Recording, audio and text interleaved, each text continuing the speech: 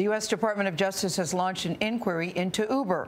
The ride-hailing giant is being investigated for the use of its Greyball software to identify and evade government officials. Those officials were trying to shut down Uber in areas where the service had not been approved. Uber says the software was created to protect drivers, but the company used it to avoid investigators. Uber said no comment when CBS News asked about the Department of Justice inquiry. CBS News contributor, that's Nicholas Thompson, is editor-in-chief of Wired magazine.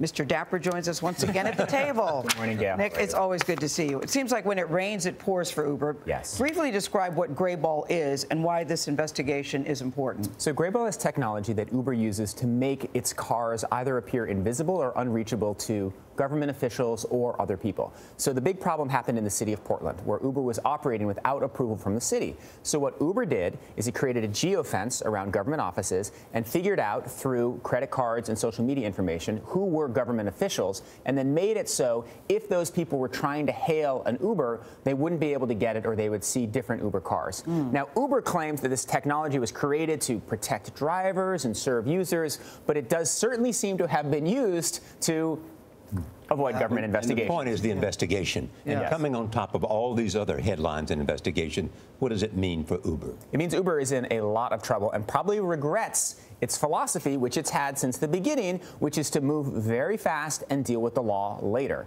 And it's catching up with Uber right now.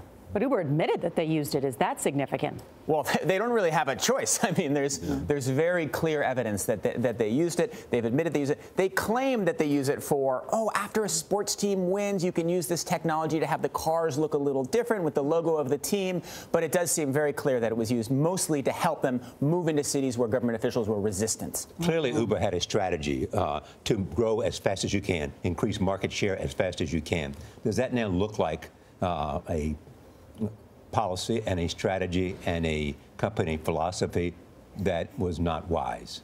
Well, Uber is also worth $65 billion, so maybe it was wise, right? Because one of the advantages, you move fast, you break the law, you get going really quickly, and then you get the data, which allows you to get a monopoly position. You get all the drivers, you get all the users, people use your app, their network effects. So the people who move fast and are able to get stuff on the road quickly are able to build a monopoly position.